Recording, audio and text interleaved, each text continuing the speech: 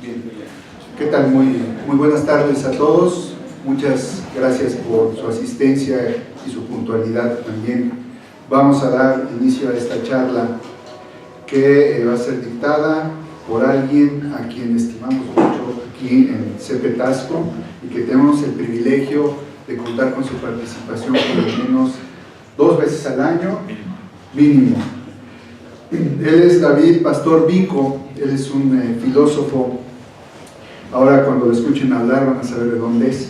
Voy a permitirme leer su síntesis, algo extenso, y extenso no solamente en su aspecto físico, corpulento, alguien grande de conocimiento también. Estamos muy contentos, Vico, por tenerte aquí nuevamente.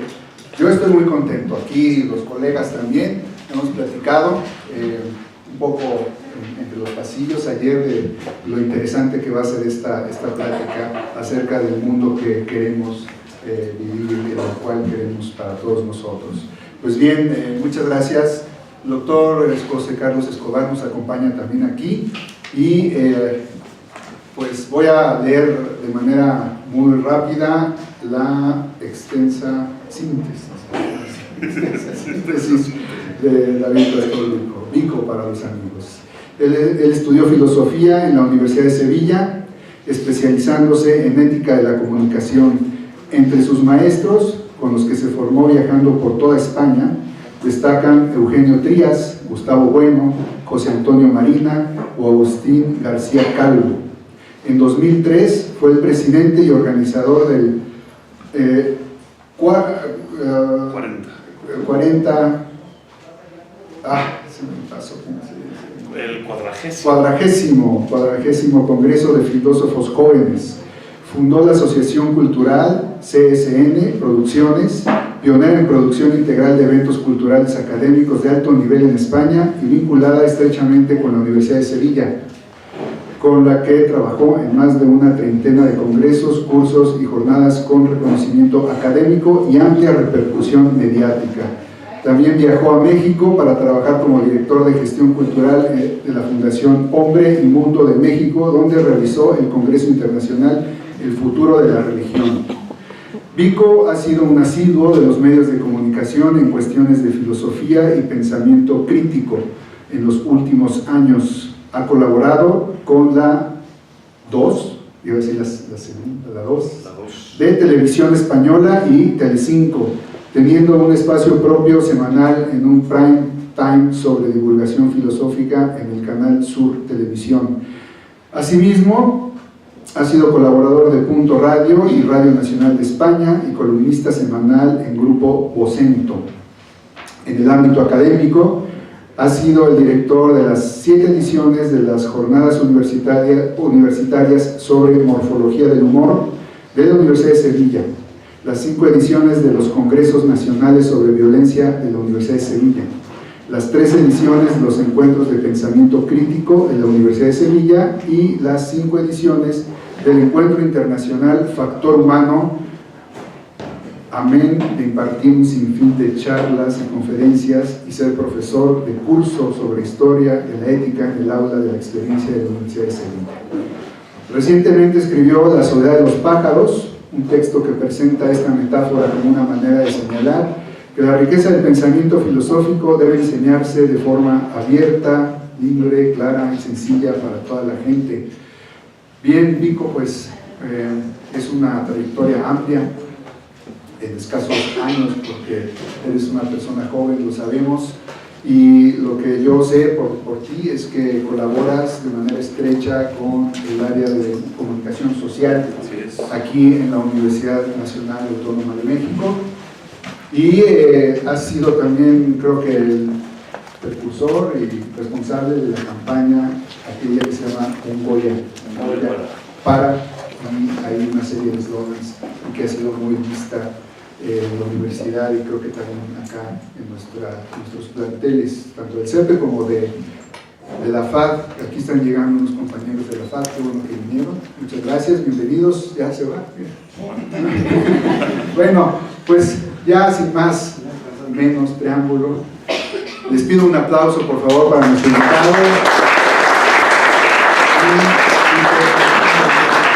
muy este público joven. Muchas gracias. Gracias.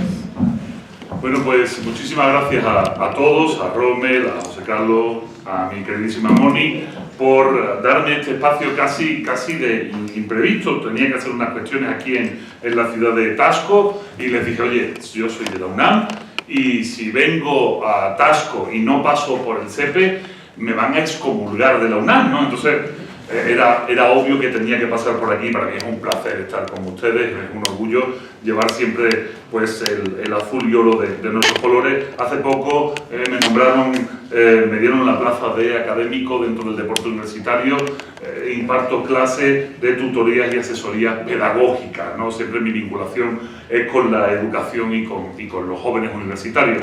Así que bueno, estamos hoy aquí reunidos, un público absolutamente variado. Yo les aseguro que voy a intentar ser breve porque me han dicho que hay otro evento después de mí, así que yo creo que a las 10 de la noche habremos acabado, ¿de acuerdo? A las 10 estaremos acabados, no le molestará a la siguiente persona empezar a esa hora ya con la fresquita que decimos en mi tierra, ¿no? Cuando la temperatura baja. ¿Qué es lo que vamos a intentar hacer hoy? Bueno, pues hablar sobre en qué mundo quieres vivir es una pregunta muy extensa o muy corta. A lo mejor habrá entre nosotros alguien que diga, yo ya no quiero vivir más. Bueno, pues que busque asesoramiento psicológico, ¿no? Pero de lo contrario, sí es una pregunta que me parece harto interesante que empecemos a cuestionarnos y a lo mejor después de estas 12 o 13 horas de conferencia que voy a impartiros, empezamos a cuestionarnos seriamente en qué mundo queremos vivir. Lo que voy a intentar hacer delante de ustedes, como quizás un arte de magia, es empezar a hilar algunos asuntos de la vida cotidiana en México. Créanme que en estos 6 años viviendo entre vosotros, viviendo entre nosotros, ya a pesar de mi acento, que no es de Tepito precisamente, me siento ya muy mexicano y entiendo muy bien la sociedad y la cultura. Y no en balde, mi esposa es un magnífico ejemplo, es de Ciudad Juárez. Lo siento, chicos y chicas, estoy casado. Por si alguien se estaba haciendo algún tipo de ilusión, ¿no? O sea, no tengo anillo, pero estoy casado, ¿no? Lo siento, pero sí es cierto que he tenido la suerte inmensa de viajar por todos los estados, por todas las universidades, incluso visitar los reclusorios de este país, hablar con presos, hablar con gente muy rica económicamente o que también muy pobre espiritualmente. Me he movido en muchos campos y sobre todo he descubierto muchas realidades, que es lo que vengo a hablar con ustedes. Parece mentira que un gachupín os pueda contar cómo es México. Bueno, pues muchas veces es necesario salir del bosque para poder ver los árboles, ¿no? Y en mi caso, a lo mejor, como mido 2 metros, los veo desde lo alto y nos da cierta posibilidad. ¿En qué mundo queremos vivir? Bueno, pues la pregunta es muy divertida o trágica, porque si somos ya mayores y tenemos canas o hermosas calvas, pues diremos en qué mundo me quiero retirar o qué mundo quiero dejar a mis hijos, ¿no? Los jóvenes dirán en qué mundo querré vivir en el futuro. Es una pregunta a la sazón muy abierta y más con un público tan variado en edades. Sin embargo, tenemos que hacer un análisis un poquito más crítico sobre la realidad en la que estamos ahora, para saber cómo será la realidad que vendrá en un futuro. Y no va a dictar demasiado de la que ya tenemos, salvo que es posible que vaya a peor en algunas cosas. Verán, en 1968 los norteamericanos empezaron a cuestionarse la necesidad de preguntarse si realmente la confianza interpersonal servía para algo o solamente era una cuestión pintoresca dentro de los estudios de sociedad. ¿A qué me refiero con eso? Lo vamos a entender ahora mismo y muy rápido. Si yo le pregunto a todos los que están aquí, ¿creen que se puede confiar en los demás? Levanten la mano, por favor, las personas que crean que sí se puede confiar en los demás. Los demás todos, ¿eh? Muy bien, todos, estamos hablando de los demás todos. Bajen la mano. Pues felicidades, son muchos los que han levantado la mano. En esta sala, a niveles de cómputo de la universidad, diremos que hay como 10.000 personas, ¿no? Porque nos interesa mucho decir que tenemos grandes cifras, pero los que son universitarios me han entendido perfectamente. Pero bueno, pues en este auditorio ha habido un buen número de personas que han levantado la mano y me congratula mucho. Esta pregunta se lo hicieron, como os digo, en Estados Unidos a partir del año 1968. empezaron a cuestionárselo, empezaron a preguntarle a toda su población, y las cifras eran muy buenas en 1968, a pesar de estar en plena Guerra Fría. Las cifras estadounidenses rondaban el 57% de confianza interpersonal. Y ya en 1968 decían que un alto índice de confianza interpersonal en la población tenía una significación posterior, o sea, una sociedad que confiaba los unos en los otros de forma abierta era una sociedad más democrática, era más fácil el juego democrático al confiar los unos en los otros, o sea, más participativa políticamente, era una sociedad además más inteligente, y créanme que vamos a hablar de esto más adelante en la conferencia, una sociedad más inteligente y sobre todo algo que es la panacea de los libros de autoayuda, una sociedad más feliz. El tema de la felicidad, que ahora mismo es un tema que parece que es solo exclusividad de Paulo Coelho y gente de este estilo, el tema de la felicidad es algo sobre lo que los filósofos han estado trabajando los últimos 2400 años. Para Aristóteles la felicidad es el fin teleológico de la existencia, o sea, es a lo que tenemos que ir, a lo que tenemos que buscar. La felicidad ha sido un motor vertebrador de la filosofía de los últimos 2400 años, a pesar de que hubo grandes infelices, ¿no?, en la filosofía y gente con pocas relaciones sexuales. Esto es algo común en el ámbito filosófico y en los ingenieros. Si hay algún ingeniero por aquí, sabrá perfectamente a qué me refiero, ¿de verdad? La realidad es que desde 1968 hacia acá en el tiempo, los índices de confianza interpersonal han sido unos estudios muy interesantes y todos los países empezaron a hacerlo. En Latinoamérica, lamentablemente, no se empieza a hacer hasta el año 1991. Hasta el año 1991 no se empiezan a preguntar a la población si creen que se puede confiar en la mayoría de la gente. En Europa, poco después de en Estados Unidos, se empezó a hacer esta pregunta con mucho interés, pero, como os digo, 1996 no se hace este estudio aquí en Latinoamérica. En 1996 se le pregunta a la población de México, ¿creen que se puede confiar en los demás? En 1996 el 30% de la población mexicana dijo que sí, sí se puede confiar en los demás. Pero sucedieron una serie de hechos que hicieron que la cifra cayera en picado. Ahora mismo en México estamos rondando el 12% de confianza interpersonal. Solo el 12% de la población mexicana dice que sí se puede confiar en los demás.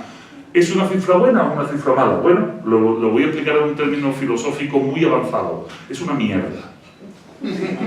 Entendemos el término filosófico avanzado, ¿verdad? Es un latín muy evolucionado. Si no lo entienden bien, yo tengo hartos sinónimos para esta palabra, ¿de acuerdo? ¿Por qué digo esto? ¿Por qué digo que un 12% es una mierda? Bueno, pues es fácil de entender, verán. Cuando hacemos estos estudios en cualquier país, cuando la cifra baja de 5, un 5% de la población que confía en los demás, cuando baja de 5 se llama confianza interpersonal nula o inexistente. ¿Y sabéis cuándo baja de 5? Cuando el país está en guerra. Cuando los países están en guerra, la cifra baja de 5. Significa que nadie confía en nadie. Que sálvese el que pueda. Hay muchas formas de decirlo y muchos refranes que lo entenderían, pero hay oídos castos aquí y no los voy a emplear. Ahora mismo, en Latinoamérica, tenemos dos ejemplos de países que están rozando el 5%. El primero no es Venezuela, el primero es Brasil. Brasil está en el 6% de confianza interpersonal. Recuerda lo que les dije hace muy poco. Les dije que los estadounidenses dicen que hay un alto índice de democracia en el país cuando los niveles son muy altos, que hay más inteligencia y más felicidad. Bueno, en Brasil acaban de nombrar presidente a un fascista.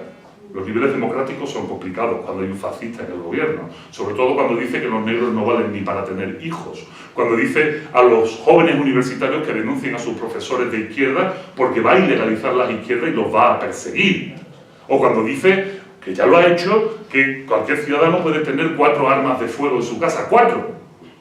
O sea, ¿4 para qué? 4 para que se las regala a sus hijos, 4 para aventar por la ventana, 4 armas de fuego. Ya el primer parlamentario homosexual de Brasil ya huyó del país porque tiene miedo de que lo maten, porque ha dicho que él no querría a un hijo si fuese homosexual. Esto está pasando aquí en Latinoamérica, en Brasil. El siguiente país en los índices de confianza bajo es Venezuela. Venezuela está en el 7% de confianza interpersonal, un país fracturado, roto por la mitad, con un señor muy tonto, un señor que no se le da bien eso de la política, que es el señor Maduro, y otro pedazo de imbécil que tenemos viviendo en el norte, que es el señor Donald Trump, que quiere por todos los medios hacerse con el petróleo de este país, le cueste lo que le cueste, mienta lo que tenga que mentir. Y todo el resto del mundo diciendo, sí señor, ahí está su petróleo, lléveselo. Bueno, pues tenemos un 7% en Venezuela. En México estamos en el 12%, y la verdad, cuando un país está en el 12% es para empezar a cuestionarnos qué narices está pasando. A lo mejor todo esto os suena un poquito lejano, pero vamos a dar un paso más hacia adelante. Vamos a acercarnos más hacia nuestra vida, hasta vuestra cotidianidad, para que entendamos estas cifras, estas cuestiones aparentemente tan etéreas, cómo nos afectan, cómo nos golpean en primera persona. Y verán, han levantado mucho la mano diciendo, sí, yo confío en los demás. La siguiente pregunta es esta, levanten la mano los que quieran. Yo soy muy de preguntar, lo bueno es que solo es de levantar la mano, ¿de acuerdo? A nadie le voy a decir la lista de los reyes godos y le voy a obligar a desnudarse para contestar. Yo quizás lo haga más adelante si aplauden muy fuerte, ¿no? Pero eso ya es vuestro problema. Verán, si yo les pregunto, levanten la mano aquellos que conozcan los nombres de los hijos de sus vecinos y a qué se dedican laboralmente los padres de esos hijos. Levanten la mano que lo sepan. Ya está peor, ¿eh? Ya, bájela porque puede hacer calor dentro de muy poco, somos muchos, respirando todos a la vez y podemos tener un problema. ¿Qué ha pasado? Vaya, somos menos los que hemos levantado las manos, ¿no? Verán, cuando yo hago esta pregunta es, como todas mis conferencias, absolutamente malintencionada y manipulada, ¿no? Esta pregunta, ¿por qué? ¿Por qué no conocen ustedes los nombres de los hijos de sus vecinos o a qué se dedican los padres de esos hijos? Bueno, pues para los que son mayores, los que son papás, que están aquí conmigo, papás y mamás, ustedes no conocen los nombres de los hijos de sus vecinos porque sus hijos nunca jugaron con ellos. Si sus hijos hubieran jugado con los hijos de sus vecinos, ustedes sí conocerían los nombres de esos niños, porque esos niños habrían entrado en casa, esos niños ustedes les habríais preguntado cosas y al final, más tarde o más temprano, habríais sabido a qué se dedica el padre de esas criaturas, o la madre. Para los que son más jóvenes, y no han levantado la mano tampoco, ustedes no saben cómo se llaman los hijos de sus vecinos, que deben de tener más o menos la misma edad que ustedes, simplemente porque ustedes no habéis jugado con ellos. Ustedes no habéis jugado con los hijos de los vecinos. Ustedes no habéis compartido tiempo con los hijos de los vecinos. No habéis estado jugando al fútbol, o a las escondidillas, o a los médicos. Eso de los médicos es un chiste español que se entiende muy bien, ¿no? Pero aquí no se entiende. Créanme, tiene alta connotación sexual, ¿de acuerdo?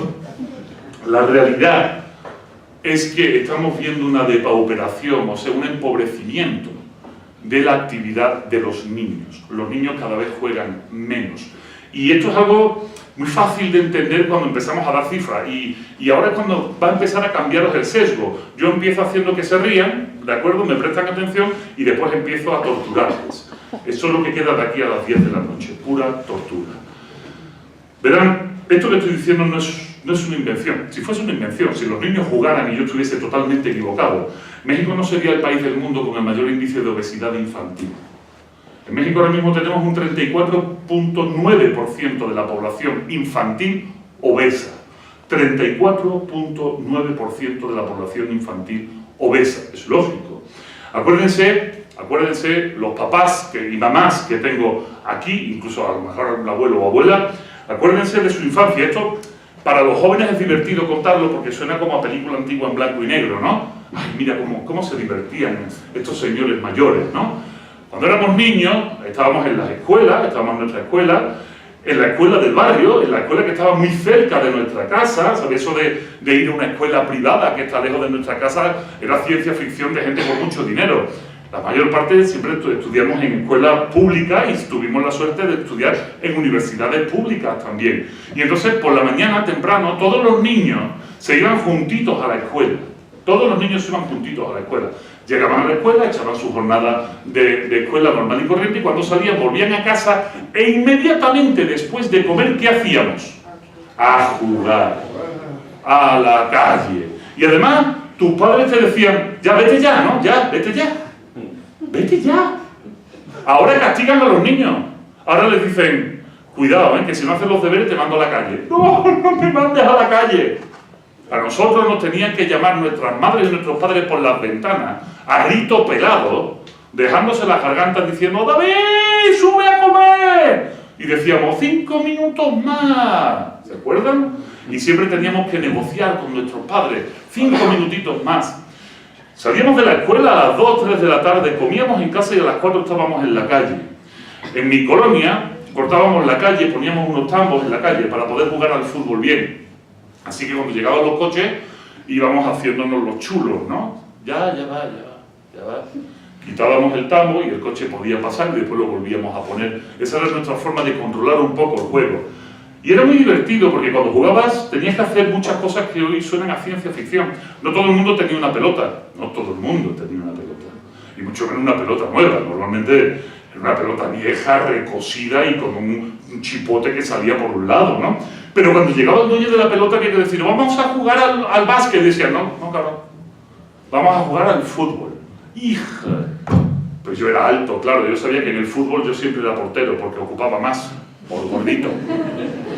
¿Verdad? Entonces era más difícil meter el balón entre una piedra y otra, porque las porterías de cuando éramos chicos no tenían palos ni tenían palo arriba, era una piedra en un sitio y una piedra en otro sitio. Y ahí nos imaginábamos que era la portería del Camp Nou o del Santiago Bernabéu, ¿de acuerdo? Y ahí es donde estábamos jugando. Había que negociar con el otro, había que entablar una relación. No, mira, ¿sabes qué? Primero al básquet, porque claro, así no le damos patada y no se ensucia el balón. Y después jugamos al fútbol. Y cuando llegaba la hora de jugar al fútbol, pues tú ya te ibas a tu casa y él se quedaba enfadado y enfurruñado.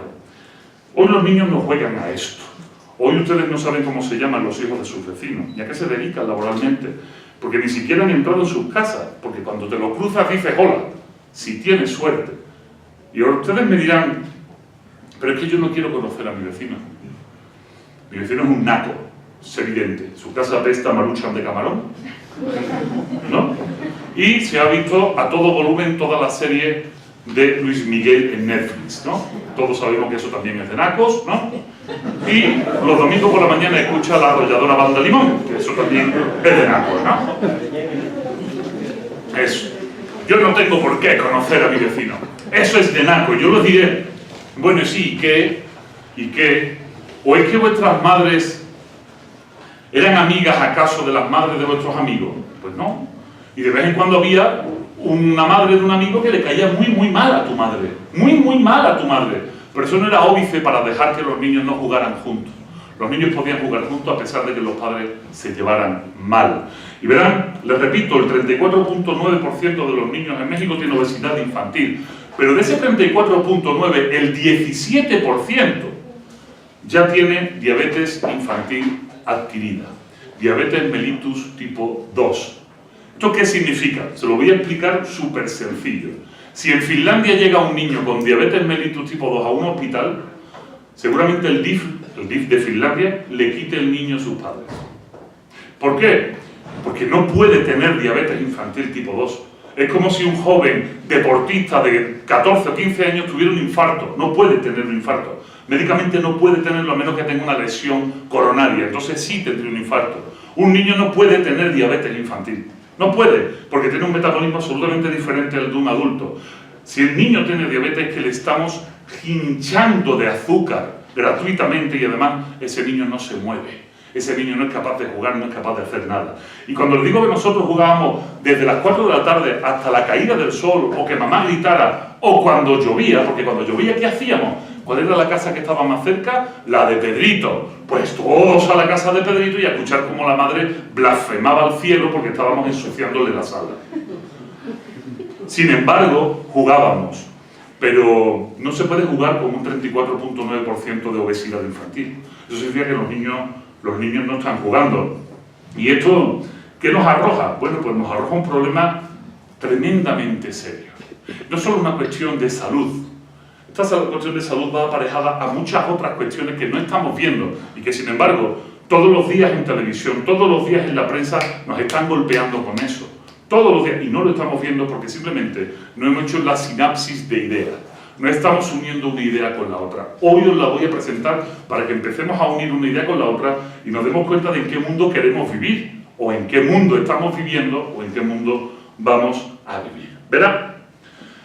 Cuando éramos niños, chicos, de 3 a 11 o 12 años, una de las cosas más maravillosas que tiene el ser humano es que el juego, y esto no lo digo yo, ni lo dicen los pedagogos de última generación, esto la primera vez que aparece escrito es en un texto de Platón y en un texto de Aristóteles, donde dice que a los niños hay que dejarlos jugar, que hay una edad muy temprana en los niños donde los juegos son absolutamente espontáneos. Ni siquiera hay que forzar el juego se da de una manera espontánea, sola. Y además nos dice Platón, estate pendiente como los niños juegan, porque podrás ver las habilidades de cada uno de esos niños y podrás guiarlo en el futuro, en su educación, para cosas en las que sea bueno. Señor Fanubi, que es profesor de la FAD aquí en Tasco, seguramente desde muy chico era muy bueno dibujando. Y alguna vez dijeron, oye, pues este niño podría dedicarse a ser artista, ¿no? No sabremos de qué comerá, pero...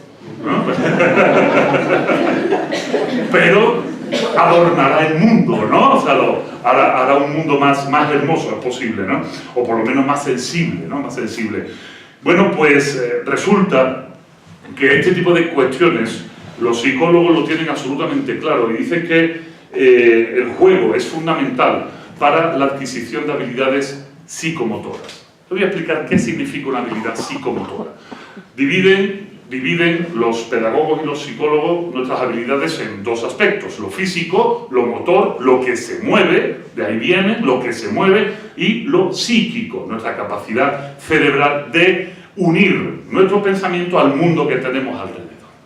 De hecho, si yo hago un ejercicio tan tonto como esto, mi cerebro empieza a hacer millones de cálculos matemáticos aprendidos desde que soy chico. En el juego aprendemos las parábolas, en el juego aprendemos los espacios, en el juego sabemos ubicarnos en un sitio, en los juegos sabemos la lateralidad. ¿Qué es la lateralidad? Tener conciencia de que nuestro cuerpo tiene una extensión en el espacio hacia un lado y hacia otro, ¿de acuerdo? Por eso, cuando los niños no juegan, empiezan a aparecer, como de la nada, muchísimos problemas de aprendizaje. Porque al no conocer o no dominar su lateralidad, empiezan a aparecer dislexias. Los niños cuando escriben, de repente, una letra va para un lado y otra letra va para otro. Confunden los espacios. No saben cuál es la derecha y cuál es la izquierda. Claro que no lo saben. No solo no lo saben. ¿Algún profesor de educación física con nosotros? ¿No? Bueno, pues hagan este experimento con alguien a quien no quieran, ¿de acuerdo? Búsquense a alguien joven, de la edad de alguno de los jóvenes que tenemos aquí con nosotros, agarren un balón y aviéntenselo. Si no ha jugado, el balón lo recibirá con la cara y después tenderá los brazos hacia adelante. Esto es algo que nos dimos cuenta, yo colaboro, como lo he dicho, con el deporte universitario de la UNAM, y nos dimos cuenta inmediatamente hace algunos años.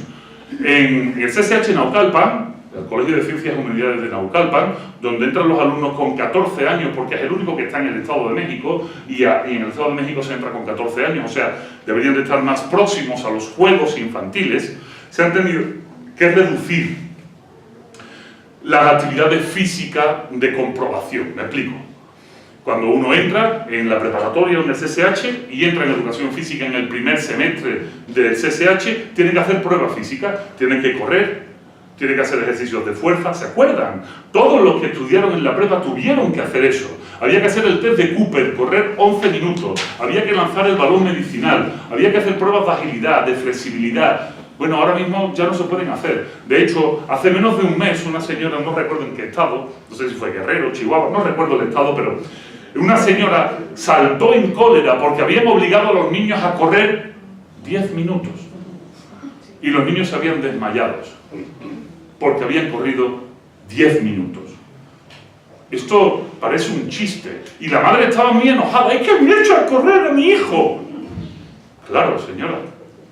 Claro que han hecho correr a su hijo. Y deberían de hacerlo correr todos los días 4 o 5 horas. Su hijo está gordo como una vaca. Debería de correr 4 o 5 horas. Por supuesto que sí.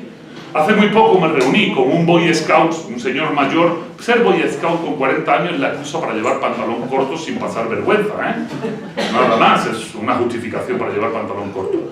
Pues me reuní con un señor Boy Scout que tiene 40 años, del norte del Estado de México. Él me decía que es el que da formación a jóvenes de 13 o 14 años para enseñar a otros chicos a ser Boy Scout, que es una cosa magnífica. Y entonces me decía, tenemos un serio problema. Digo, ¿por qué? Porque tenemos actividades físicas Y no son capaces los chicos del Estado de México de saltar, atentos, 40 centímetros hacia adelante con los pies juntos. Lo vuelvo a decir, 40 centímetros hacia adelante con los pies juntos. No son capaces, no eran capaces. Y pasaron mucho tiempo intentándolo. En la UNAM tenemos una especialidad que es la de escalada. Es maravilloso, la escalada es algo increíble, necesita muchísima fuerza. Resulta que en escalada lo primero que le intentan hacer a los chicos que van allí, que tienen 14 o 15 años, que entran en el sistema de la UNAM, en prepa, 15 años, son un par de cuerdas, un par de crampones, arriba para las manos y otros para los pies, que permite subir pero no bajar, de tal manera que si subes la mano derecha y el pie derecho y te impulsas con fuerza hacia arriba, puedes levantar la mano izquierda y el pie izquierdo y así vas subiendo. Lo habréis visto en Misión Imposible en alguna película de este estilo. No puede, porque no tiene la coordinación suficiente para subir la misma mano y el mismo pie a la vez. Esto es una realidad. De hecho, es tan real que por primera vez en la historia los seguros de la UNAM se están empleando. ¿Y por qué se están empleando? Porque se nos lesionan. Porque los chicos se lesionan haciendo educación física. Y antes era imposible. Cuando éramos chicos, cuando éramos jóvenes, salíamos corriendo por las escaleras con nuestros amigos y nos caíamos, ¡pam, pam, pam! Y dábamos con la cabeza en 40 escalones. ¡Toc, toc, toc, toc, toc, toc! Y cuando llegábamos abajo decía, lo hacemos otra vez, ¿no hay huevo? Venga, y nos tiramos por aquí y hacemos no sé qué. Y llegabas a tu casa con una brecha, con una rozadura. De hecho la ropa era muy interesante, la cuestión de la ropa. ¿Por qué?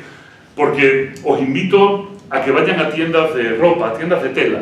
En la Ciudad de México es muy sintomático, no sé aquí en Talco cómo será, pero en México cada vez que lo digo, las madres, sobre todo las madres, dicen, ¡ay, Dios mío!, ¿no? Se llevan las manos a la cabeza.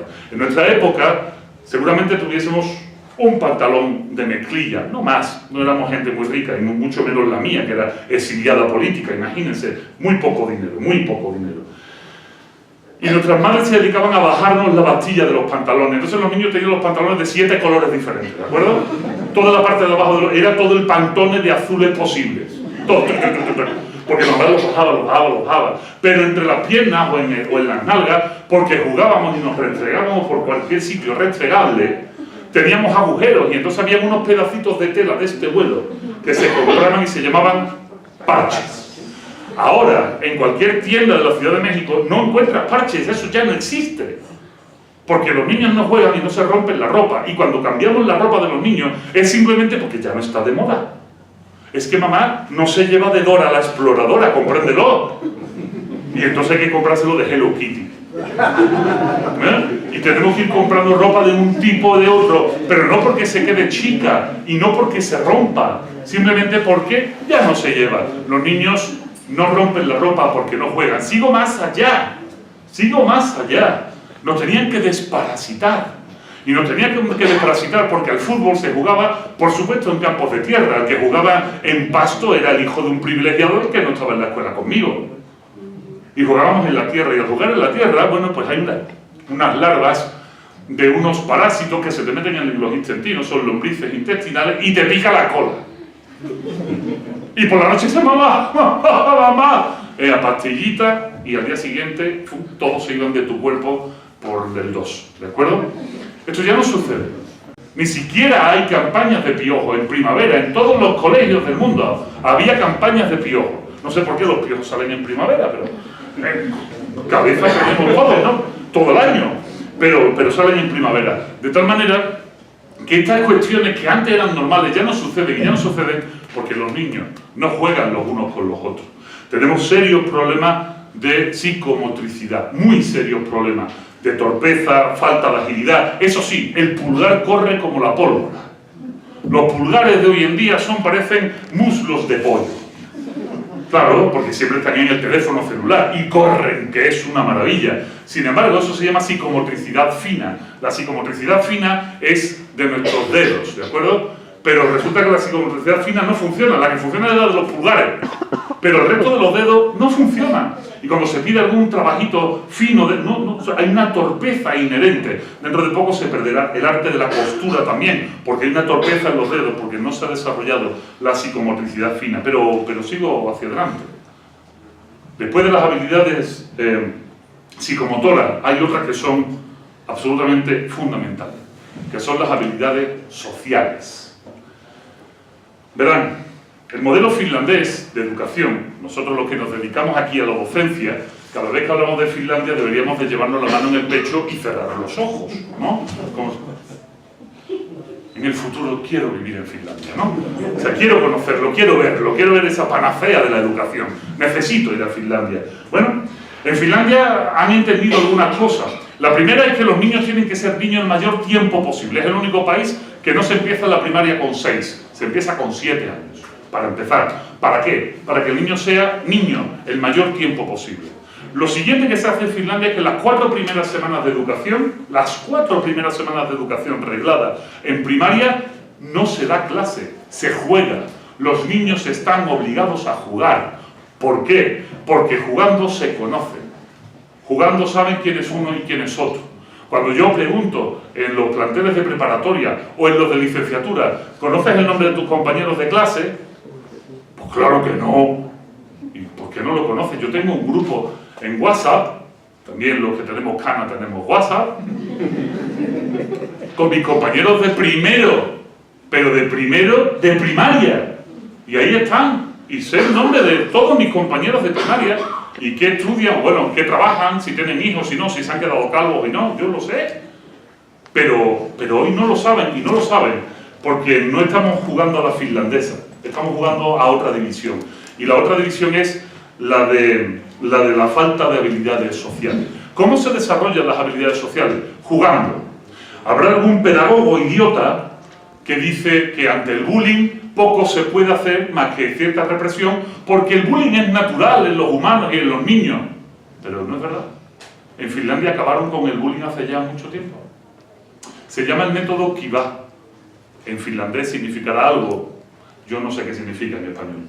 Pero es el método Kiva, y el método Kiva con K y con B chica, con V, les invito a algún pedagogo que lo vea, redunda inmediatamente en que el grupo se conozca, en que el grupo esté unificado. Y cuando hay alguien que bulea a alguien, es el propio grupo el que margina al buleador, el que margina a la persona que está cometiendo la acción de discriminación contra otra persona. Es el grupo completo, de tal manera que se desarticula el bullying. Canadá ya está actuando. Canadá ha copiado el método Kiva para la educación y está empezando a implantarlo en sus escuelas para acabar con la lacra del bullying.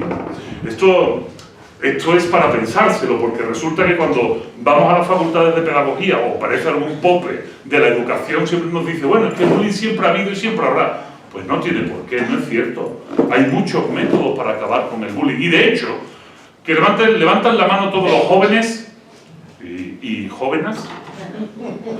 Perdón, todo el lenguaje inclusivo cuesta trabajo a veces, ¿no? Levanten la mano todos los que conozcan o hayan vivido, no en sus propias carnes, si es en sus carnes también, casos de bullying en sus escuelas. Levanten la mano, por favor. Pues todos, ¿verdad? Imagínense qué chingón, esto es un término filosófico avanzado también. Imagínense qué chingón si yo digo esto y no levanta la mano nadie. Alucinante, ¿verdad? ¿Sería otro planeta? Pues no, sería Finlandia. Esto es lo que pasa cuando se tiene conciencia de la importancia de la relación de los niños. Y ustedes me dirán, bueno, pero las relaciones sociales, cuidado con las relaciones sociales.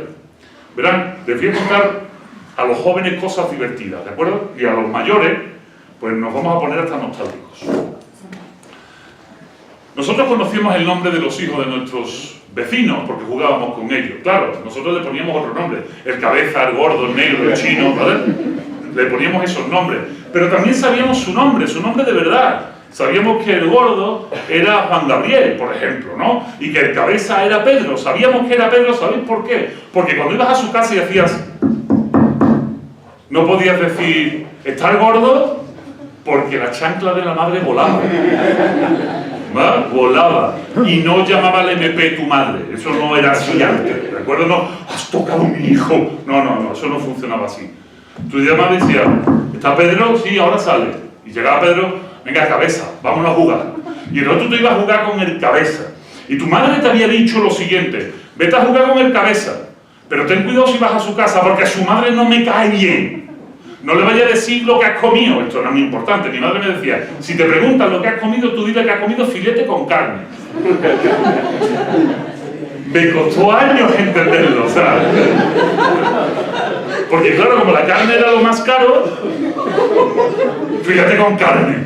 ¿Qué has comido filete con carne? Ay, no sé, hijo de puta niña, ¿viste? Claro, y te decía tu madre, a ver lo que dices, venga, a ver lo que dices, porque me cae mal esa señora, o sea, Pero tú eras experto en hacer las cosas de otra manera. Tu madre te decía, ni se te ocurra pedirle comida a esa señora, ¿eh? O sea, no seas cabrón, esa, no. Y entonces tú llegabas, te decía tu amigo el cabeza, oye, vámonos a casa, mi madre ha hecho agua de limón, te invito.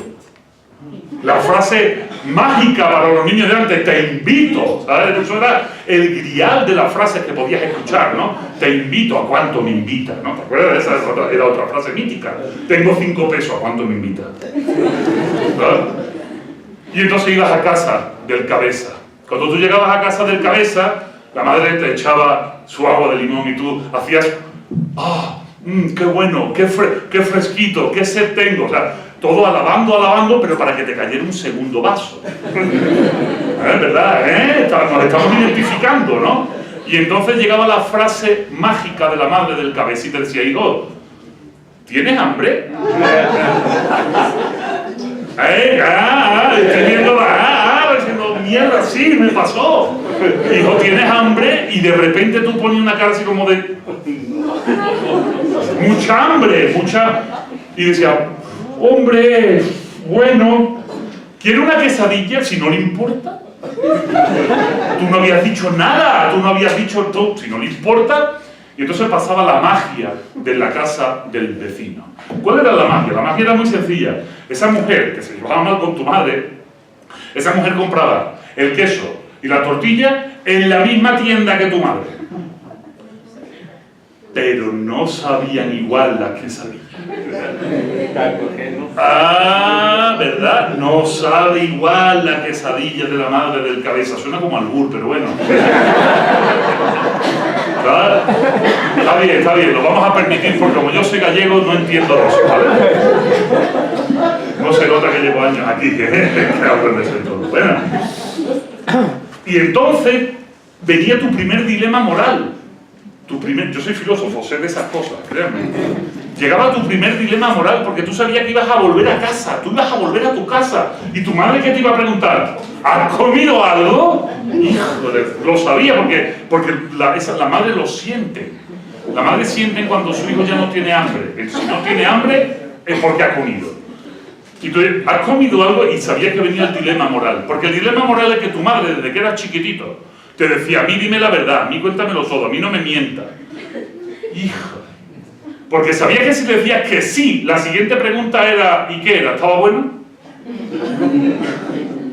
Y entonces tú dices, vamos a ver, si le digo a mamá que la quesadilla de la madre del cabeza está mejor que la de ella, voy a tener un problema los siguientes 60 años de vida.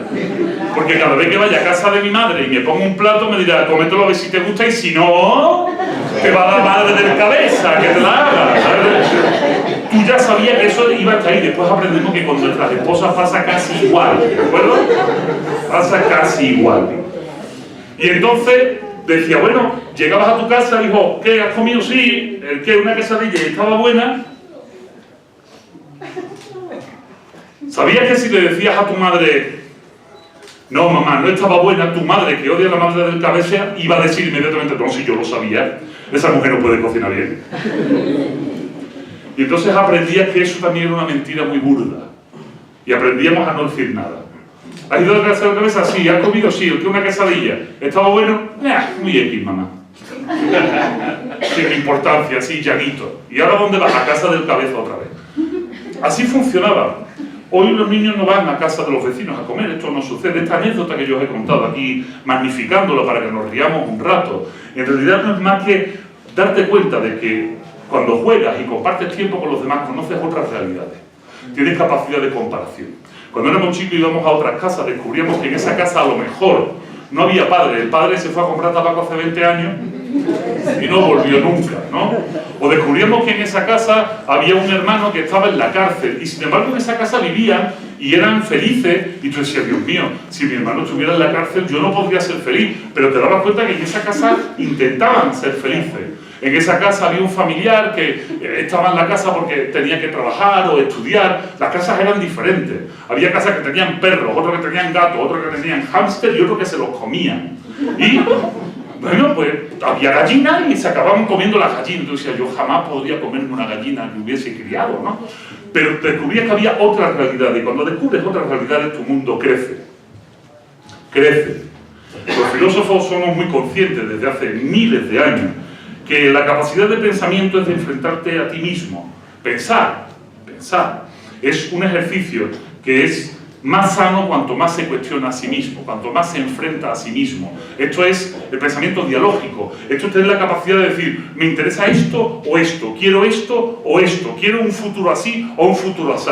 Pero si los niños se crían en casa, si los niños no juegan, si los niños no salen, ahí tenemos un serio problema y lo vamos a ir arrastrando, porque esa capacidad de comparación es inexistente. Yo descubrí que mi padre me había mentido con muy pocos años de edad, porque le dije, papá, quiero una tele mejor, y mi padre me dijo, no existe.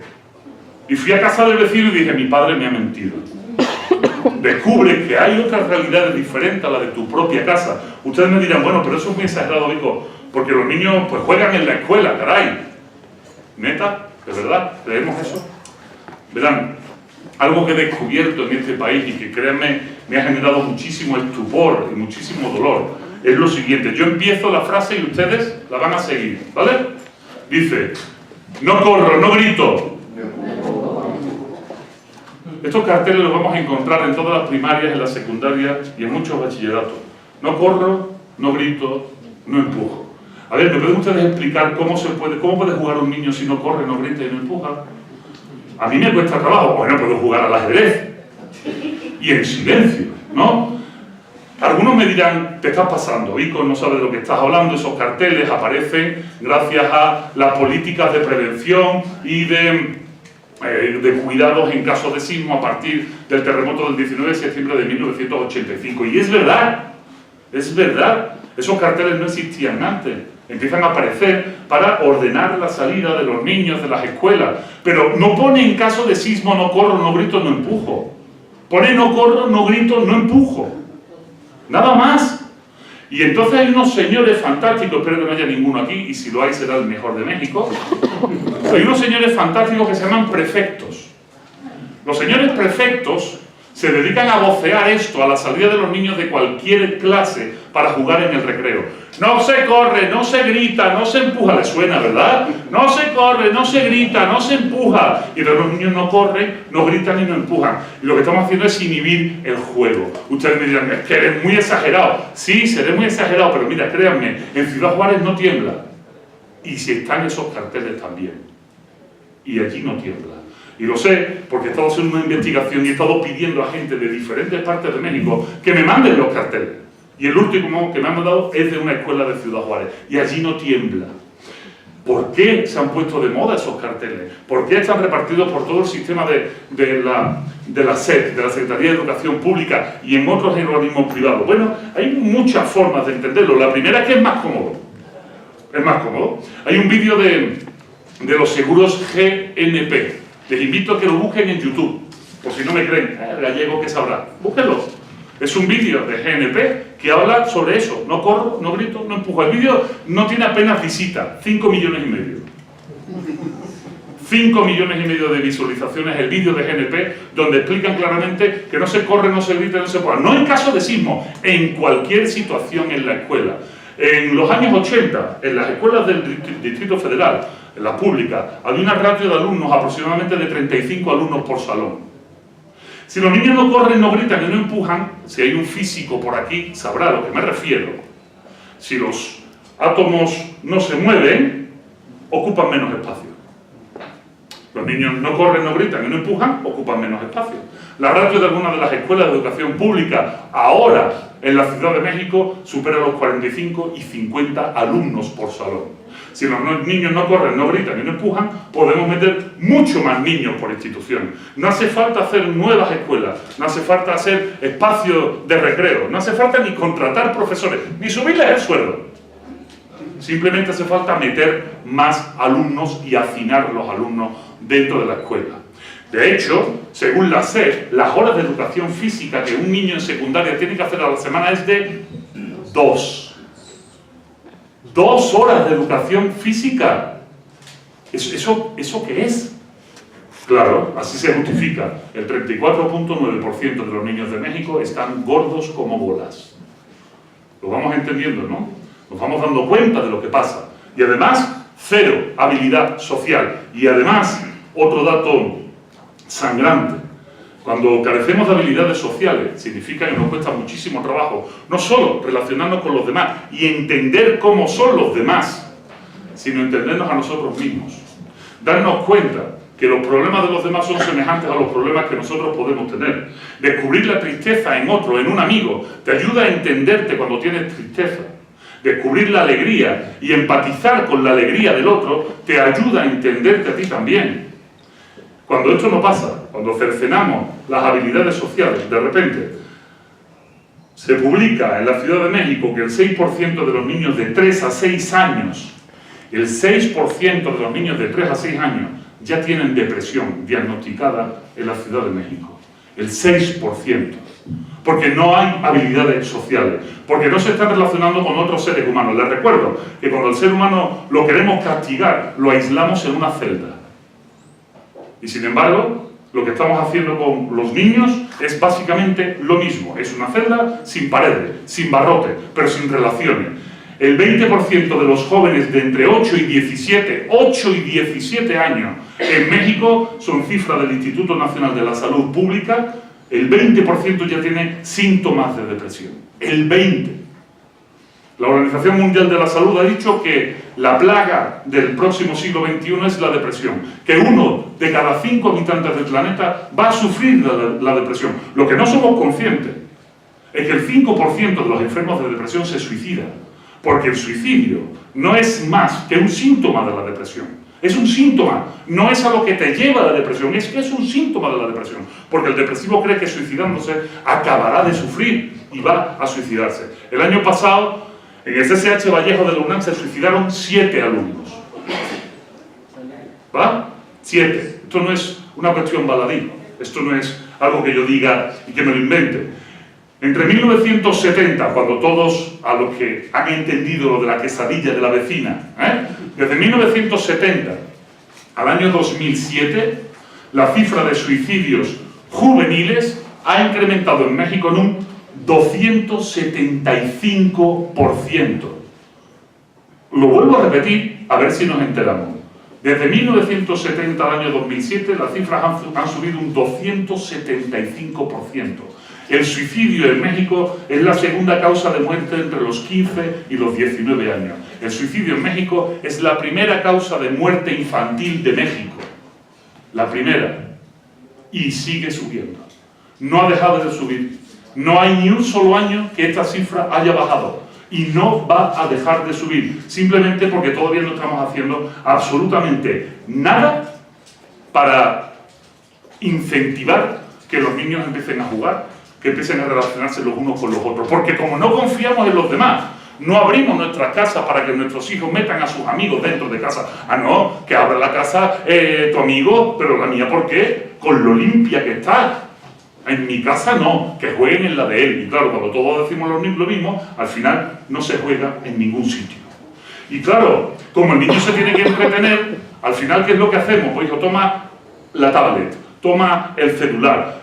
La culpa no la tiene la tablet, la culpa no la tiene el celular. No seamos misoneístas. ¿Qué significa misoneísmo? Miso en griego significa odio o repugnancia. Neo significa nuevo.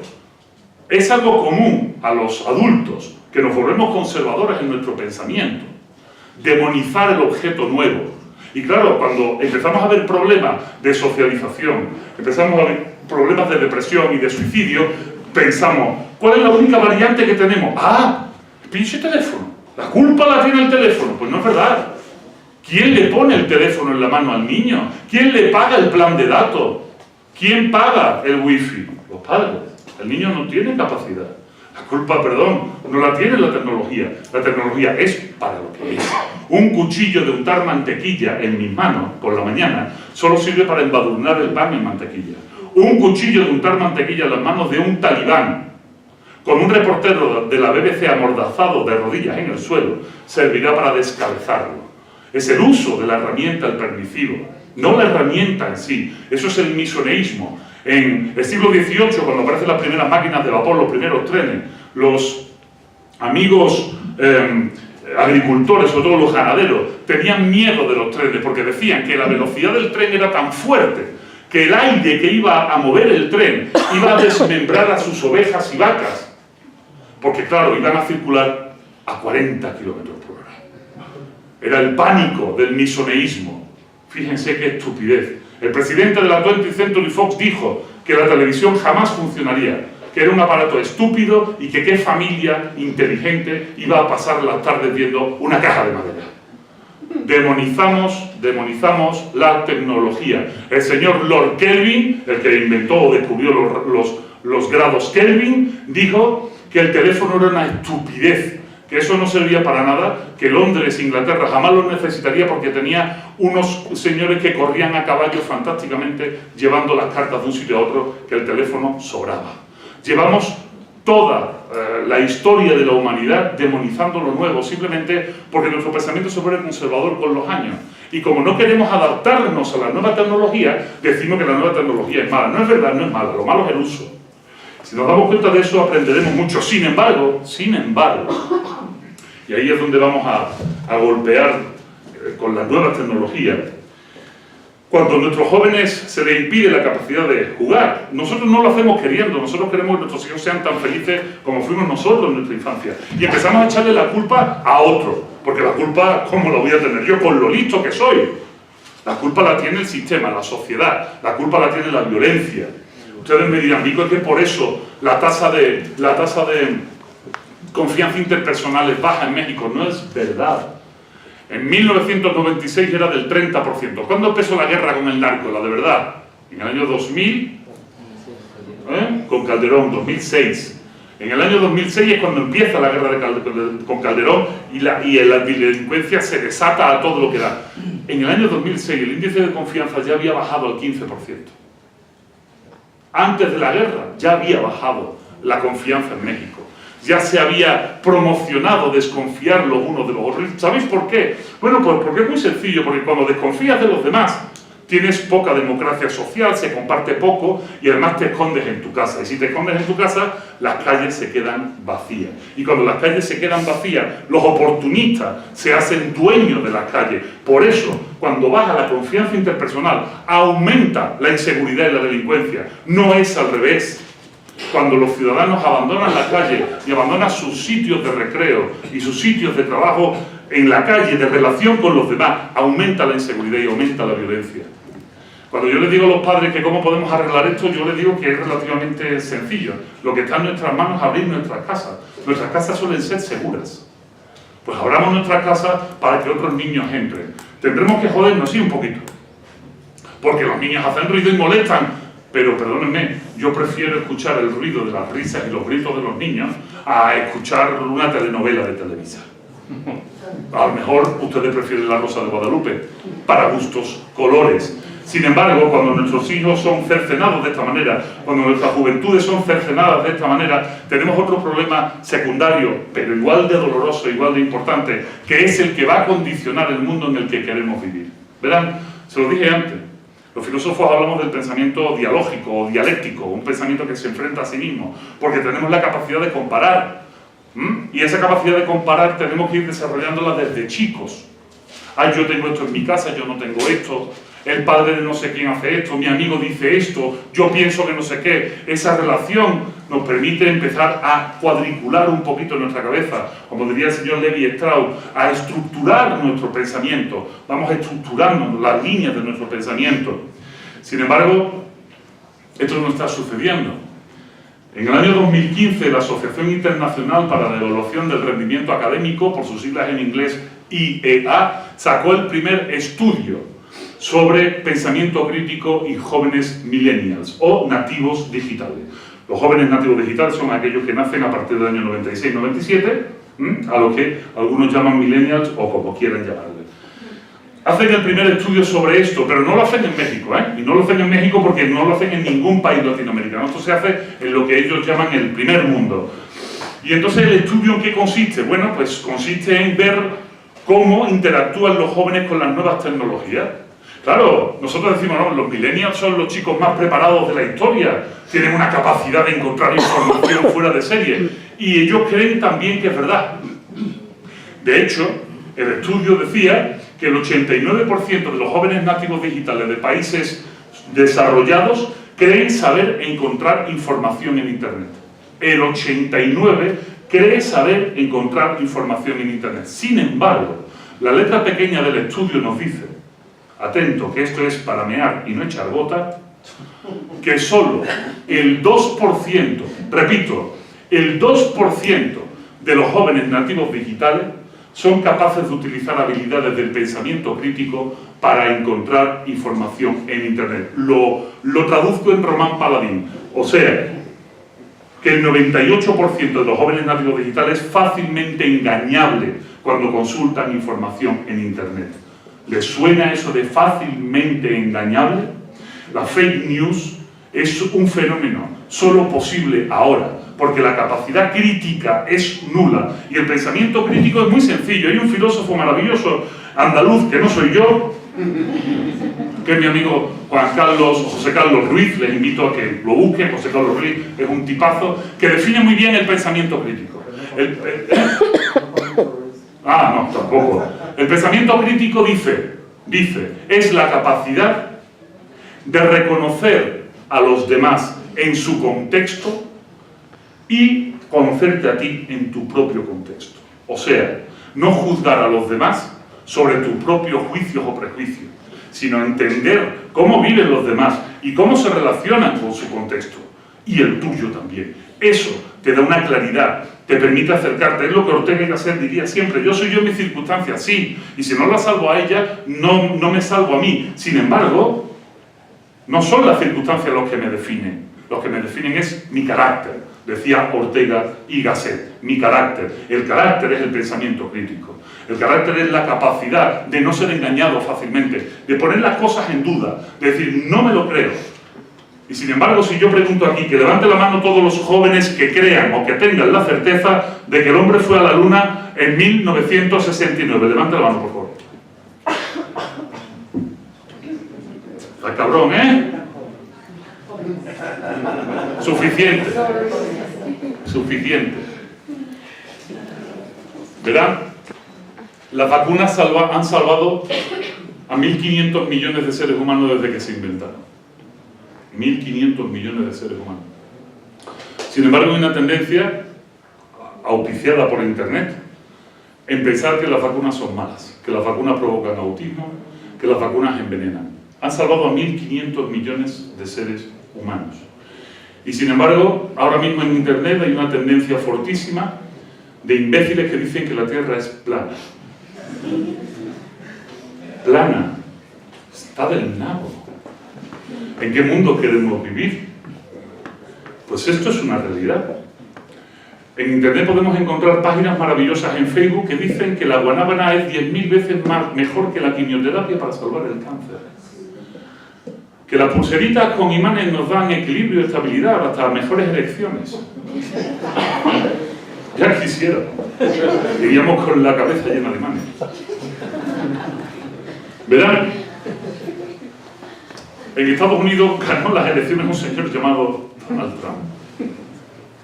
En Francia, la segunda fuerza más votada es Marine Le Pen, una señora fascista de un partido que se llama Frente Nacional, o Fuerza Nacional. Marine Le Pen será la próxima presidenta de Francia, seguramente. El señor Macron lo está haciendo bastante mal. Tampoco lo puede hacer mucho mejor. Y está allanándole el camino a esta persona.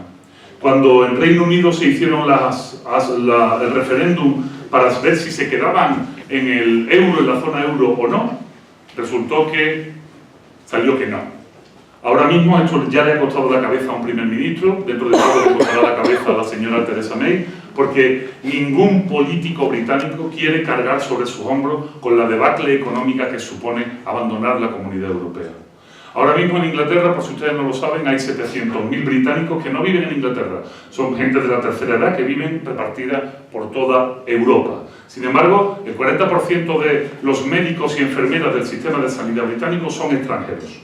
Si el Brexit se activa, todos los señores mayores que viven en Europa al auspicio de la Comunidad Europea, disfrutando de la sanidad de cada uno de los países y disfrutando del el beneficio de ser europeo y poder vivir libremente en cualquier país, tendrán que volverse. Eso es la primera medida, tendrán que volverse, simplemente porque no tendrán la sanidad cubierta y tendrán que ir a su país. Sin embargo, un 40% de los médicos son extranjeros y tendrán que abandonar el país. Es la debacle económica del Reino Unido. Por eso no va a suceder y van a poner todo de su empeño para que no suceda. Ahora están en una prórroga y ya Corbyn, creo que Jeremy Corbyn ha dicho que aceptaría un nuevo referéndum. En Colombia se hizo un referéndum para la paz con las FARC. Para la paz con las FARC. Las FARC mató, el conflicto armado mató a miles de personas, secuestró a otras tantas miles de personas. Y cuando llegó el momento de hacer un referéndum, la gente que votó paz sí o paz no. Paz no. La gente votó que no. Y cuidado, en todo esto que os estoy diciendo, y no voy a entrar en la cuestión de México porque todavía no estoy naturalizado, ¿saben? Y no sé cómo resulta que está el artículo 33 constitucional por el cual si un extranjero no naturalizado habla mal del gobierno puede ser expulsado. Aquí no pasa nada. Pero tenemos que hacérnoslo ver cuando en unas elecciones hay un voto tan tremendamente masivo hacia un lado. ¿Verán? El problema de todo esto que os estoy diciendo es que no están votando los jóvenes, están votando los adultos. Los adultos, que como os he dicho, a determinada edad nos volvemos conservadores. Creemos que lo poco que tenemos es valiosísimo y no queremos perderlo. Nos creemos estúpidamente que somos capitalistas cuando lo que tenemos es un puto bocho y una casa de Infonavit. No tenemos nada que perder realmente. Pero ahí estamos. No, es que el bocho es del 93. Joder. Para eso mejor un suro del 2007, ¿no? O sea, imagínense, los jóvenes no están votando. Y no están votando porque ya lo decían los norteamericanos en 1968. En 1968 nos decían, una sociedad confiada, en una sociedad más democrática, los jóvenes no están votando.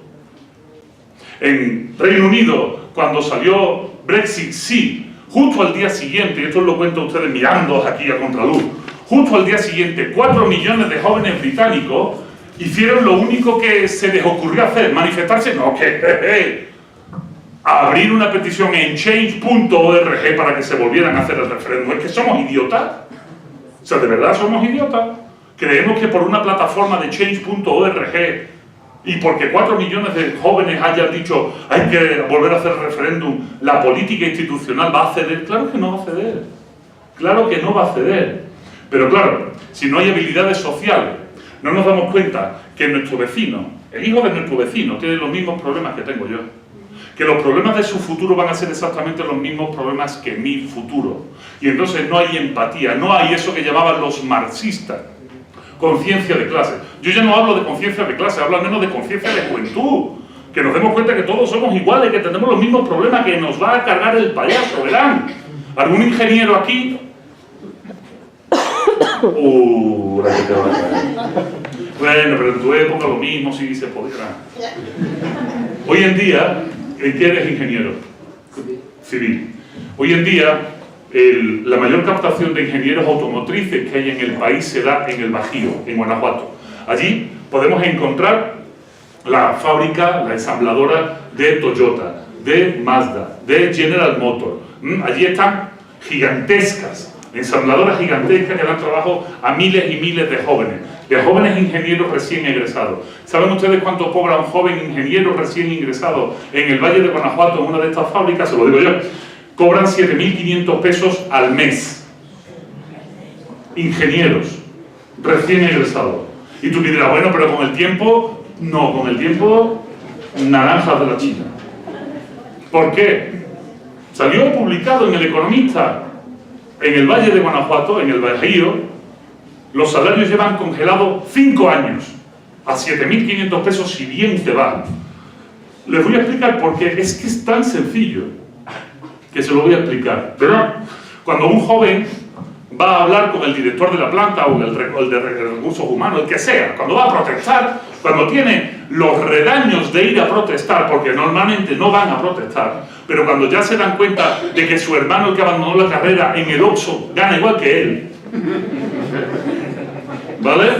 Y que él, para colmo, se ha metido en la tontería de ser padre, por eso la llamaba biológica, y necesita más dinero y va al director y no es capaz de mirarle a los ojos porque no os habéis dado cuenta de que hay un serio problema a la hora de mirar a los ojos.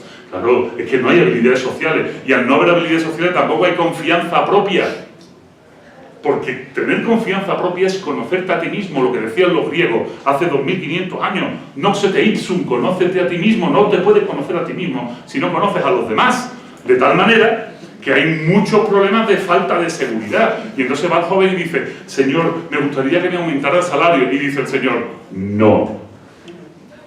Pero es que nada. Y si no te gusta, hay 5.000 ingenieros que están luchando por tu plaza. Así que eso es lo que hay.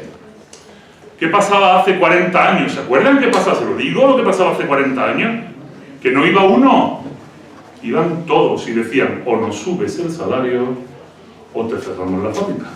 Y entonces llegaba el ejército, mataba un montón de gente, etcétera, etcétera. No, pero yo hablo de otros países y de oída, ¿eh? No vaya a ser que haya algún prista de hueso colorado que me duela el corazón y me aplique el 33. Yo hablo de oída, a mí me han dicho, y de esto es Honduras, por lo menos. Lo que os quiero decir es que no hay corporativismo, incluso habiendo estudiado en la misma universidad, ser compañero, no hay corporativismo, no hay sindicalización, no hay asociacionismo, no existe. Y no existe porque los niños no han jugado, porque estamos potenciando simplemente el individualismo, el egoísmo. Eso es lo que tenemos, porque el egoísmo vende iPhones, el egoísmo, o Handway, se está jodido, ¿no? El egoísmo vende mucho, pero compartir no vende, porque cuando compartes, ¿qué? Un cigarro en una plaza hablando, eso no deja dinero. Y cuando se comparte, pues es más difícil de manipular. Lo decían los gringos en 1968. Hay mayor nivel democrático. Así que, ¿en qué mundo queremos vivir? Pues ya lo estamos viviendo. Ya lo estamos viviendo. Ya estamos viendo la realidad. ¿Van a bajar los índices de delincuencia? Así no. ¿Va a aumentar los niveles de felicidad en el país? Así no. Porque lo que está aumentando son los niveles de depresión, de insatisfacción. Porque obviamente todo el mundo quiere tener, pero no lo va a tener porque tenemos un sistema magnífico que no nos lo permite. Voy a terminar, y ahora tenéis que decir, no. Voy a terminar con la guinda del pastel, ¿de acuerdo? Para que ya terminemos de encabronarnos y esta noche no duermamos. Así yo sí dormiré bien y lo conseguí. Voy terminando, verán. A pesar de todo eso, tenemos un 12% de confianza interpersonal en el país. ¿Quiénes son? ¿Quiénes son? ¿Son los que han levantado aquí la mano? Les aseguro que no. Que ellos son, sí, pero no son ese 12%. Se los voy a explicar, porque esto está divertido. Alguna vez me dicen: no, pero Vico, lo que estás diciendo es imposible, porque esto no es Finlandia. En Finlandia hay 11 millones de habitantes, aquí somos 130, no se puede comparar un modelo con otro. Yo le digo: no te creas, es que en México sí hay gente que confía en los demás y le va muy bien, verán, hay una serie de personas aquí en este país, igual que en todos los demás países, hay una serie de personas que comparten, que viven unos al lado de otros. De hecho suelen vivir en las mismas zonas, viven uno al lado de otro, y cuando es la fiesta de cumpleaños de uno, van a su casa y le llevan mariachi, y le llevan a un payaso, y le llevan cosas así, o un castillo hinchable, y comparten uno del otro, y van a cenar a casa de los unos y de los otros, y comparten sitio, y además llevan a los niños a los mismos jardines de infancia, a los mismos, y también los llevan a las mismas primarias y a las mismas secundarias. De hecho van a comprar a las mismas tiendas. Y si no están en el país, van juntos a otras tiendas a comprar. Y se van a Miami a comprar. O veranean en Valle de Bravo todos juntos. O en zonas magníficas de Cancún. Finalmente estudian en las mismas universidades. Las mismas universidades. Y todos comparten y se conocen y confían los unos en los otros. Confían tanto que se casan entre ellos los jodidos. Y finalmente cuando egresan de las universidades, no es que tengan buena formación. Cualquier universidad pública de México tiene una formación magnífica. Pero ya sabéis de qué estoy hablando. Cuando egresan, resulta que tienen la vida solucionada, porque me voy a trabajar a la empresa de tu papá. ¡Oh, qué fantástico! ¿Y tú? No, yo al gobierno con tu papá. ¿Y tú? No, yo pues con tu papá también. Y se reparten el trabajo entre ellos. Y todos confían los unos en los otros mucho y viven muy chingones. Ellos no tienen problema en abrir sus casas a los demás. Ellos no tienen ningún problema. Eso sí, que no se enteren los que viven por debajo. Que no se enteren los que están jodidos. Que los que están jodidos no vuelvan a vivir como hemos vivido durante 200.000 años, compartiendo los unos de los otros. Cuando analizamos cómo funciona una tribu paleolítica o neolítica que hoy en día aún conviven y viven con nosotros por poco tiempo, porque seguramente acabaremos matándolos en las selvas del Amazonas, a los Yanomami, o a los Himba, o a los Mentawai en la Micronesia, acabaremos matándolos, por supuesto, porque viven sobre agua. Y el agua es ahora un bien precioso, o viven sobre madera, y la madera es un bien precioso, acabaremos matándolos sin ningún pudor, y haremos documentales fantásticos y saldrá una película de Disney. Cuando analizamos cómo funcionan esas tribus, nos llevamos una sorpresa tremenda. En una tribu todo el mundo se conoce. En una tribu todo el mundo sabe quién es quién, conviven los unos con los otros diariamente. Saben quién es el abuelo de uno y el abuelo de otro. Saben a qué se dedicaban, tienen nombre, tienen motes. Unos los llaman los colorines, los esquijaraos, los no sé qué. Todos se conocen. Y además cuando trabajan juntos. Un Yanomami necesita para sobrevivir 3 horas de trabajo diario. 3 horas de trabajo diario para sobrevivir. Y nunca trabajan solos. Cada uno asume su responsabilidad. Cada uno asume lo que tiene que hacer. Los filósofos hemos bautizado a eso con el nombre poco original de ética de la responsabilidad. Cada uno hace lo que debe hacer, lo que le ha tocado, y así van conviviendo. Tenemos modelos maravillosos de eso todavía en algunos sitios del Mediterráneo. En España hay pueblos tan magníficos como Tasco, igual de preciosos, blancos, con las tejas de color ya oscura porque se les pega, ¿verdad?, el moho, el liquen y algunas plantas.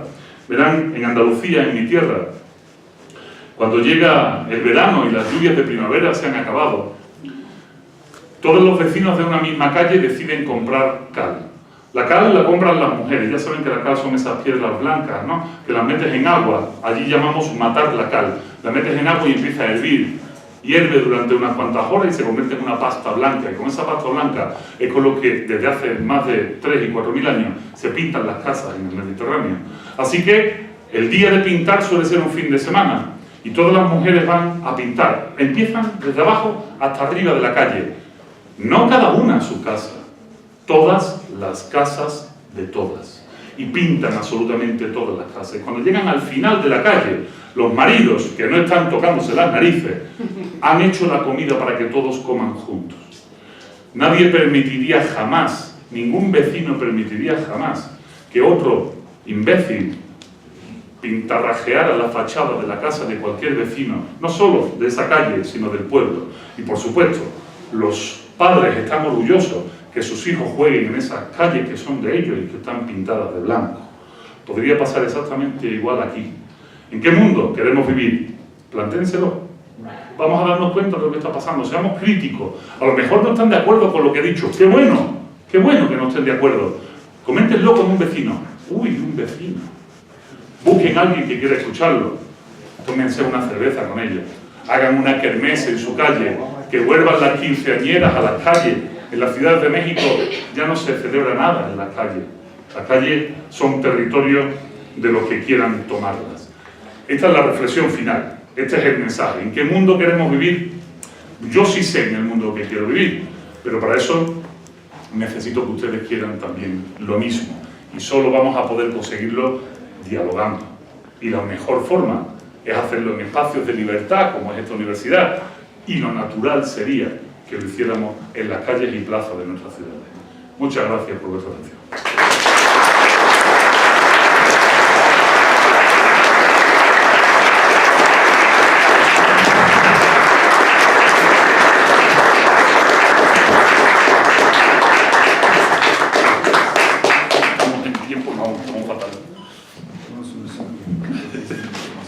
Bueno, pues muchas gracias, Vico. Un aplauso muy merecido por parte del público, y creo que en más de 3 ocasiones simbraste aquí el pensamiento de cada uno de nosotros. En lo particular sí pude tener un poco de nostalgia también de todos esos momentos que difícilmente se ven en los niños de ahora. Lo veo en mis sobrinas, tengo sobrinas de 6, 7 años, y en verdad es así, no utilizan el espacio público, que es el lugar por excelencia del juego y de la socialización en todos los niveles, no solamente de la infancia. Entonces, pues creo que nos gustaría opinar mucho cada uno de nosotros. Tenemos una conferencia aquí en Puerta, entonces a mí me gustaría utilizar 5 o 10 minutos a lo mucho para que el público pueda expresar alguna preocupación, alguna pregunta en particular. Si comías filete con carne, ¿verdad? Sí, o un insulto, pero razonado, o sea, que diga el porqué. Sí, que sea una intervención pues sustanciosa para aprovechar mejor el tiempo. ¿Qué les parece? Tres intervenciones para no robarnos el tiempo de la próxima conferencia. Si alguien quiere en este momento intervenir, por supuesto. Sí, adelante, Carmen. Ahorita que escuchaba lo de Andalucía, de que todas las mujeres pintan las calles, lo primero que me mente es, yo creo que cada quien va a pintar su casa, claro. Entonces cuando decías, todos pintan igual, se me enchinó la piel, digo, eso realmente no sucede, por lo menos yo nunca lo he visto aquí en Taxco. Tenemos una ciudad que ya no se pinta con cal, no tenemos dinero para la pintura y que la encontramos grafiteada y no nos importa, o tenemos miedo de decirlo. Entonces eso de terminar al final de cuentas tu calle y es la calle de nosotros, las fachadas de toda la familia. ¿Cómo voy a permitir que alguien venga y las raye? Nos pertenece a todos. Eso de verdad fue muy importante. Gracias. Muchas gracias. De hecho, cuento la anécdota a raíz de lo que dices. Hace 6 años me invitó la Fundación Colosio en la ciudad de Pachuca para dar una conferencia a los funcionarios de alto nivel del Estado de Hidalgo, ¿no? Y entonces mi discurso ha ido cambiando porque con los años vamos aprendiendo y vamos arreglando, pero básicamente iba por ahí, iba por el mismo tenor, y yo decía que es necesario que la gente se sienta orgullosa del sitio donde vive. Cuando te sientes orgulloso, te vinculas a tu sitio, lo proteges y además lo haces tuyo. Y ellos me decían, ¿pero cómo lo vamos a hacer? Y les dije, a ver, señores, cuando uno viene de Ciudad de México a Pachuca, no sé si habéis ido alguna vez a la Bella Airosa, que es muy airosa, pero bella es poco. Cuando vas hacia Pachuca, a mano derecha, había una colina enorme de casas absolutamente grises en obra negra. Y yo les decía, a ver, señores, tenéis ahí una colina tremenda, que seguro que tenéis unos niveles de delincuencia absolutos, que seguro que tenéis unos niveles de poca socialización entre vecinos muy altos. Y me decían, sí, es la gran zona marginada de la ciudad de Pachuca. Y bueno, yo le sugerí, digo, ¿por qué no hablan con Colmex o con alguna marca de pintura que les regalen excedente de pintura? Porque al final estas marcas tienen excedente de pintura que se van a estropear, colores que no se han vendido, y que se pueda pintar la colina. Verán lo que va a suceder. Al cabo de 2 años no pintaron la colina así. Al cabo de 2 años hicieron una cosa mucho más bonita que yo no podría haber imaginado y me pareció fantástico. Contrataron a un artista, ya que tenemos aquí a gente de la FAD, para que veáis la importancia que tiene vuestro trabajo. Permítame que siga, ahora usted lo dice. Contrataron a un artista y ese artista lo que hizo fue mapear la colina. Hizo un diseño para la colina, dándole a cada casa un código de color. Código de color que se le daba al dueño de la casa. Tu casa se va a pintar de rosa chilango, tu casa se va a pintar de azul no sé qué, tu casa de negro caca, ¿no? Cada uno un pantone diferente. Y se pintó la colina. Al cabo de un par de años, cuando hicieron una entrevista sobre qué había pasado, en qué había repercutido pintar la colina, era magia. Era magia, y búsquenlo por YouTube, era magia. Los niños habían vuelto a jugar en la calle. Los vecinos estaban orgullosos de su colonia. Los vecinos ya no necesitaban que les regalaran la pintura como la primera vez. Como tenían el color de su pintura, iban a comprar la pintura y mantenían la pintura de su casa porque les habían dicho que era el mural urbano más grande del mundo. Y se sentían tan orgullosos de su mural que estaban manteniendo constantemente su casa. Y la convivencia fue muchísimo mejor y los índices de delincuencia bajaron drásticamente. Es así, es muy sencillo. El hecho de sentirte orgulloso de donde vives es proteger el sitio donde vives. Y aquí tenéis un pueblo maravilloso, único en México, para tenerlo blanco, no, blanquísimo, y que sea el orgullo, ¿no? O sea, yo simplemente lo dejo ahí para que le deis vuelta. Señor, usted quería preguntar algo, o decir, o insultarme, pero mido 2 metros, ¿eh? Después de oírlo, creo lo dudo. Sí, me lo voy a llevar aquí en el pensamiento. Lo que yo quiero expresarle, yo tengo, Dios mediante, espero cumplir 77 años. Yo recuerdo cuando era un niño, pues Tasco era muy distinto, se mantenían nuestras costumbres, y era bonito ver cuando venía, pues no había carretera, la autopista, ¿no? Venía uno del poblado de Huelotepec y veía todo Tasco, un árbol de Navidad, todo blanco. Se utilizaban en aquel tiempo pues tejas y tarillas muy bonitas, diferentes diseños. Inclusive pues William Spratz escribió un libro que se llamó Mi Pequeño México, y eso dio auge con el turismo. Pero lo que voy es que desafortunadamente pues se creó una segunda junta de conservación y no sé qué tanto, pero nunca funcionó porque nuevamente el dinero, la corrupción, y aunque ellos basan, ¿no? Y moderan, checan allí que la fachada y todo esto, pero si el dueño de la casa luego dice, no, pues a mí no me gusta como me dijeron, yo le voy a cambiar esta ventana y no le pongo. A lo que me refiero es que desafortunadamente hemos perdido nuestras costumbres. Nos han robado, nos han, en cierta forma, ¿no? Todo, la gente que ha administrado simplemente no quieren atascos por esa razón. Ahora, aún más. Yo conozco lugares, por ejemplo en Morelos, donde sí la gente, las comunidades se unen, les toca hacer faena una vez al mes o cada 3 meses, limpian sus calles, arreglan, barren, podan los árboles. Y desafortunadamente yo veo en Tasco que se perdieron desafortunadamente muchos. Hay formas y hay estrategias, gracias por tu intervención. ¿Vas a durar el 77? No, nos vas a enterrar a todos. Ojalá, ¿verdad? Mira, hay tantas formas de hacer las cosas. En filosofía política hay un dicho absolutamente doloroso que dice, cuidado con lo que voy a decir, no se me enfaden mucho conmigo, ¿de acuerdo? Todos los pueblos tienen los dirigentes que se merecen, ¿eh? Cuidado.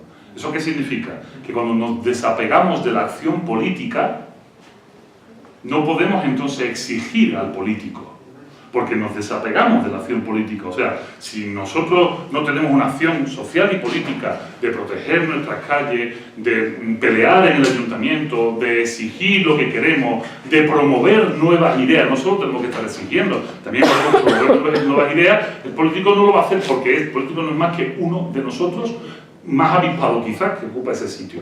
Pero al final no es más que una representación y lo que nos merecemos. Sin embargo, para no dejar esto así tan feo, hay muchas cosas que se pueden hacer maravillosas para recuperar. Yo propongo, y lo digo desde aquí, en Córdoba, en la ciudad de Córdoba, en Andalucía, hay un concurso anual que es el de los patios más bonitos. O sea, en Córdoba todavía hay viviendas que tienen patios y son patios vecinales donde viven muchas familias en una misma casa de vecinos.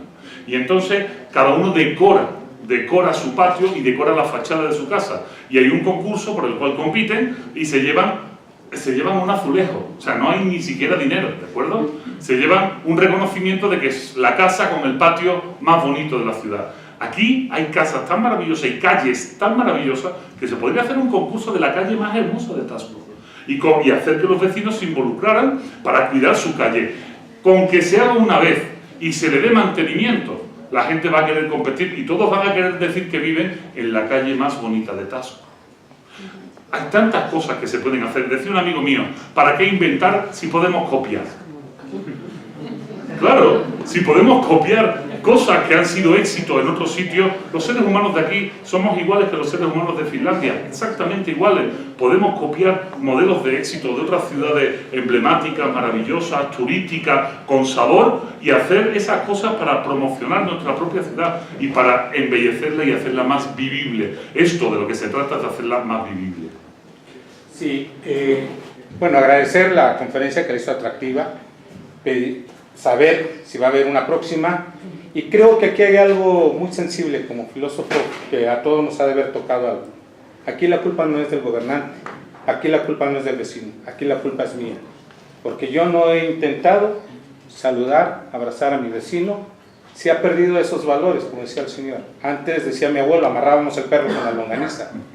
Ahora andamos correteando la longaniza, ¿no? Y a lo mejor hasta el perro. Y el perro te grabas. Así es. Entonces aquí la culpa no es del gobierno, porque el gobierno siempre, entre más desunidos estemos, para él mejor. ¿Sí? Y se lo dice un priista, y no soy sentido, y ni lo voy a expulsar. Bien. Sí, pero aquí realmente la culpa es de nosotros por no buscar esos valores que nos inculcaron. Antes íbamos y saludábamos y nuestros padres nos decían, ¿por qué no saludaste si ya nos daban el cocolazo, el chingadazo, ¿no? Entonces, aquí ya no saludamos, ya todo el mundo andamos como si tuviéramos un pedacito de popó en la nariz, todo arrugado. Popó es una forma no filosófica de decir mierda, ¿verdad? Así es, exactamente. Y que huele muy bonito. Entonces todo el mundo andamos así, todo el mundo andamos a las prisas, todo el mundo andamos a las carreras. Hemos perdido los valores nosotros tenemos la culpa. Aparte de eso, quisiera ver si nos regalas después una fotografía con las personas que venimos. Por supuesto. O te vamos a hacer brujería para que regrese otra vez. Muy bien. Bueno, simplemente decir, gracias por el comentario, concuerdo contigo. Hay muchos factores, no solo somos nosotros, pero nosotros dentro de una sociedad, pero siempre hay posibilidad de revertir, siempre hay posibilidad de arreglar. Por lo menos ahora hay posibilidad de hacerlo. Y volveré. Por supuesto que volveré, lo que espero es que la próxima vez que vuelva pueda anunciarlo con mucho más tiempo y pues nos vayamos delante de Santa Prisca y damos una conferencia allí para todos. Claro que sí que volveré y seguro que SEPE será la casa de acogida y informará a todo el mundo. Seguro que sí.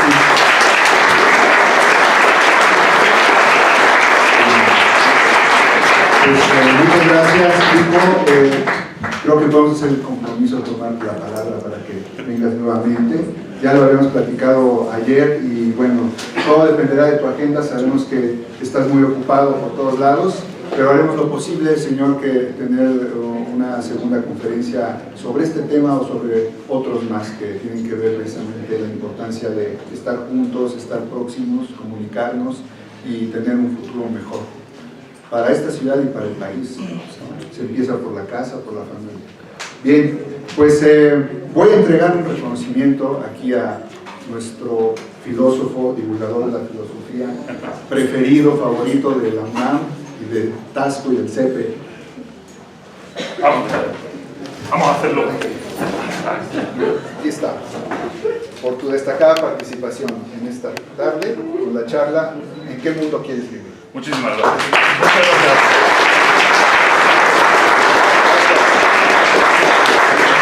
Muchas gracias.